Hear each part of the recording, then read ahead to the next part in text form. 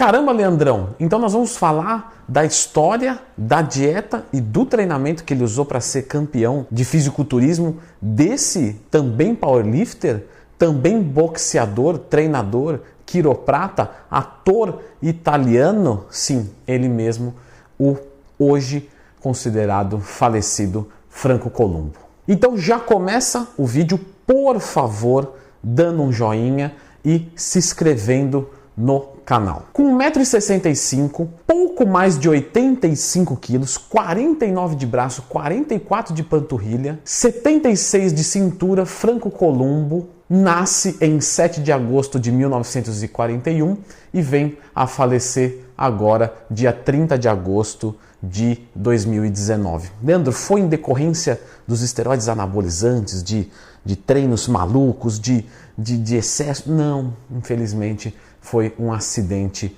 de barco que ceifou a sua vida. Na verdade, não exatamente um acidente, ele morreu em decorrência de alguns acontecimentos do acidente. Poucos sabem, mas Franco Columbu começou a sua carreira como boxeador, a qual a sua família não apoiava. Porém, tudo começou a dar mais certo em 1965, quando em Munique ele conheceu Arnold Schwarzenegger e firmou uma excelente amizade. E com essa excelente amizade ele começou a treinar junto com Arnold Schwarzenegger e um ajudou o outro. Apesar do Franco Columbu já ser muito bem considerado na Europa, né, já que ele era italiano, depois de 5 anos lá nos Estados Unidos, então em 1969, foi que a carreira dele começou a dar melhor. Por quê? Porque o Arnold Schwarzenegger estava junto com ele e isso com certeza impulsionou ele. Em 1976, né, mais de 10 anos que ele tinha conhecido o Arnold Schwarzenegger, foi quando começou a sua carreira a dar muito certo, quando ele ganhou o seu primeiro Mr. Olympia overall. Ele já tinha ganhado lightweight,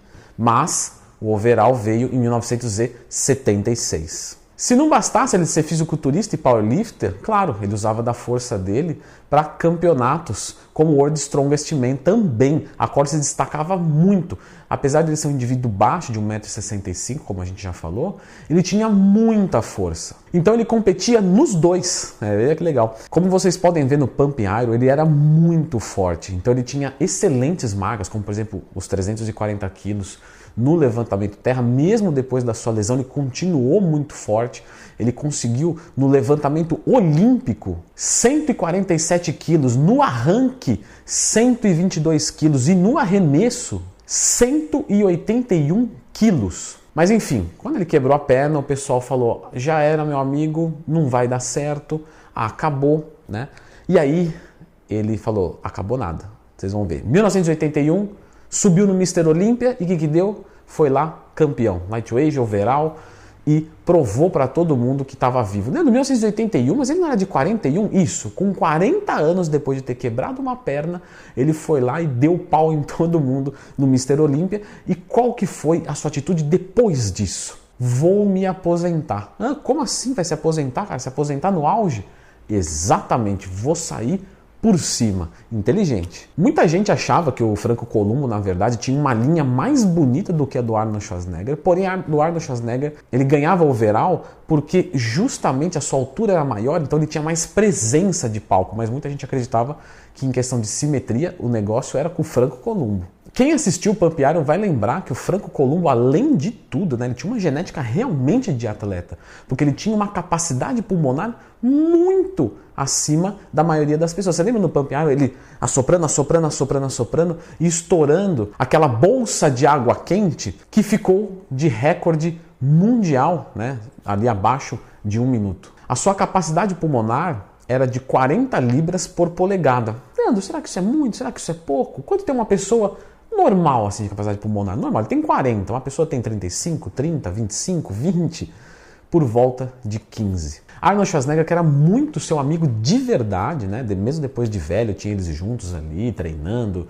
jogando xadrez, etc. Também deu um up na carreira dele quando ele chamou para participações no cinema. Então o Franco Columbu apareceu no Exterminador do Futuro, no Conan, entre outros filmes que totalizam, para ser mais exato, 11. E falando aqui de números, né? Apesar dele ter ganhado 2 Mr. Olympia overall, né, ele ganhou muitos outros campeonatos, tá? Pela NABA, pela IFBB, para ser mais pontual, 16. Se não bastasse tudo isso, ele ainda foi treinador do Stallone, a qual ele brincava, né, falando assim: eu fiz o Rambo, eu fiz o Homem da Guerra, porque no Rambo 2 foi com a tutoria do quiroprata treinador, né, Franco Columbu. Mas vamos falar dessa parte agora de alimentação. Claro, ele tinha variações de dieta, isso é óbvio, né, entre campeonato, off. Porém, o que ele mais variava era a questão das quantidades. Os alimentos específicos ele mantia mais ou menos. No Book ele jogava mais carboidrato, ele trocava alguns legumes, né, alguma quantidade dos legumes e vegetais, que a gente vai chegar lá, por mais arroz, batata e tal. Porém, a estrutura da dieta dele era muito interessante, principalmente para essa galera, vamos colocar aqui, new school e com fobia de lactose, né, e coisas do tipo. Então vamos lá, café da manhã, o que ele gostava de comer no café da manhã? Gostava de comer frutas variadas, suquinho de laranja, então já mete uma frutose para dentro. Leandro, são grandes fontes de frutose? Não, não é grande fonte de frutose, mas tem frutose. Consome sem nenhum tipo de problema. Ovos inteiros, proteína para dentro, mas não só a proteína do ovo. Pela manhã ele gostava de usar um cereal, né, matinal. Aí você fala, cereal não é proteína, calma, vou chegar lá. O cereal ele misturava com leite ou iogurte, então ele consumia lactose também, veja só que coisa. E um comprimidinho de multivitamínico. No almoço ele mandava, né, legumes e vegetais variados também, cada dia ele ia mandando alguma coisinha. Uma fonte de proteína. Ele gostava muito de comer fígado, tá? Pessoas acham que não pode fígado na dieta, pode. Ele gostava muito de comer cordeiro também. E isso ele fazia tudo banhado, né, no azeite. À tarde ele era bem peculiar. Ele gostava realmente de lactose, então ele consumia uma porção mais ali de iogurte e fazia uma seleção de queijos. Então ele selecionava alguns queijos, tanto magros quanto gordos em determinadas épocas, e comia diversos tipos de queijo. Então, o queijo esse, queijo esse, queijo esse. Então ele saboreava realmente os laticínios. Tudo isso acompanhado de mais uma porção de frutas. No jantar, ele repetia o almoço, então a proteína, o azeite, os legumes e os vegetais. E antes de dormir, ele gostava de fazer uma refeição pequena com, de novo, um laticínio. Então ele consumia uma porção de iogurte e ia dormir. Então, como você pode perceber, frutose, lactose, tudo tranquilinho, não tinha frescura, Mr. Olímpia, andava com Arnold Schwarzenegger, galera da pesada, e não tinha frescura, né? Franco Columbu, joinha e se inscreva no canal em homenagem a esse grande indivíduo. Leandro Twin, e o treinamento dele, como é que era?